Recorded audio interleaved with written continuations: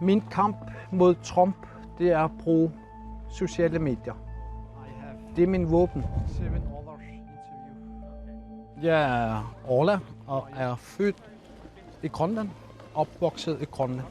Jeg er en ganske almindelig borger i Grønland, som elsker landet Grønland.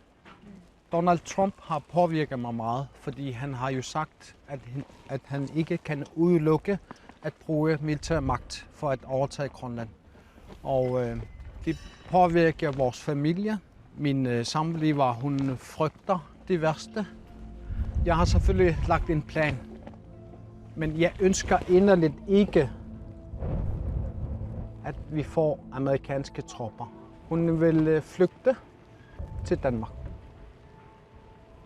hvis der kommer amerikanske tropper i Grønland. Jeg har sagt til min familie, det er din beslutning, og det accepterer jeg. Men du skal vide, jeg bliver i Grønland. Jeg fortsætter min kamp mod Trumps planer om at overtage Grønland.